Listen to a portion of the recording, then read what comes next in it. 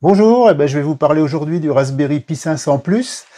C'est le nouveau Raspberry Pi qui vient de sortir, et donc là on a un Raspberry Pi 5 avec 16 Go de RAM et puis un SSD de 256 Go. Quand on ouvre le carton, on a un vrai clavier, un beau clavier, avec des vraies touches qu'on va pouvoir changer, qu'on va pouvoir démonter.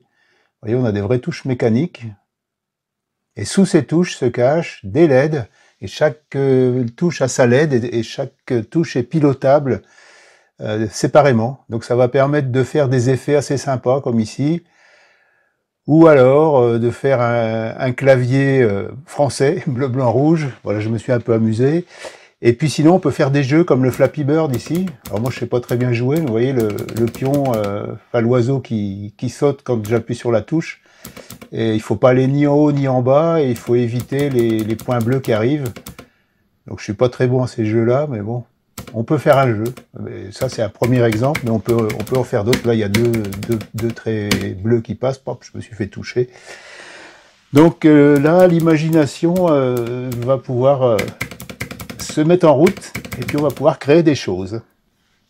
Alors l'intérêt, c'est que c'est un circuit intégré qu'on connaît, je vous en parle après, et qu'en fait on a la matrice du clavier et on va pouvoir tout piloter.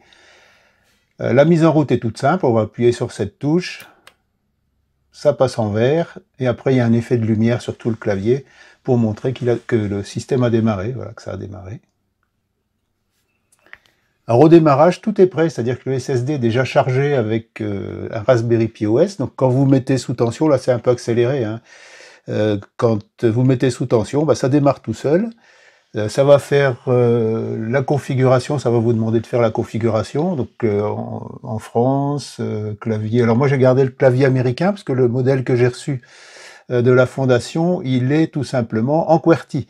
Hein, c'est les pré-séries, donc c'est du QWERTY. Ça fait un petit moment que je l'essaye, là ça marche très très bien. Ensuite on installe les mises à jour.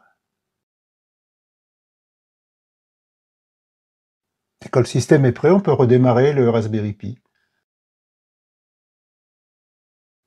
Alors quand il est configuré pour démarrer directement sur le SSD, il faut une quinzaine de secondes, 15 à 18 secondes pour que ça démarre.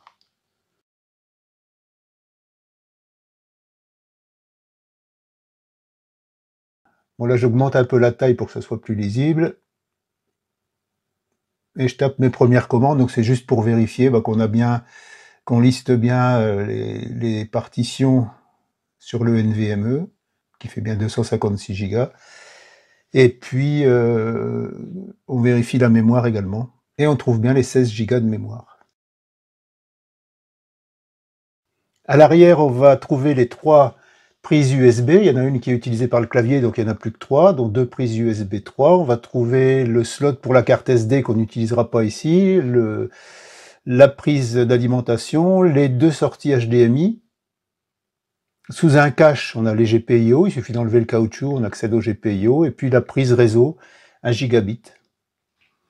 Et quand on retourne le clavier, il y a 5 vis, donc on va pouvoir enlever ces 5 vis, et la fondation fournit un outil pour déclipser, et on atteint le clavier. Alors l'intérêt du clavier, c'est qu'il utilise un circuit qu'on connaît bien, puisque c'est celui du Raspberry Pi Pico, c'est le RP2, et donc c'est celui du Raspberry Pi Pico. Il y a une grande plaque qui sert de radiateur, le microprocesseur est au centre, et sur la droite, on va trouver le SSD. Donc ici, c'est un 256 Go. Moi, j'ai prévu de remplacer par un 1 Tera. On va trouver de la pâte thermique qui va faire le contact entre le microprocesseur et le radiateur. Et puis ici, on a un Raspberry Pi 5 en fait qui est étalé sur toute la carte. On a le microprocesseur, la mémoire 16 Go et puis le circuit principal, le RP1, qui gère tous les périphériques, l'alimentation qu'on retrouve ici, qui va alimenter les différentes parties du noyau et puis les composants. Il y a une prise batterie que j'ai pas testée, j'attends d'avoir la documentation officielle pour voir comment ça fonctionne.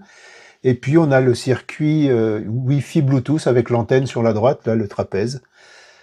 Voilà, je vous remercie d'avoir regardé cette vidéo. Il y a beaucoup plus d'informations sur l'article du blog. Et puis je vous dis à bientôt sur Framboise 314.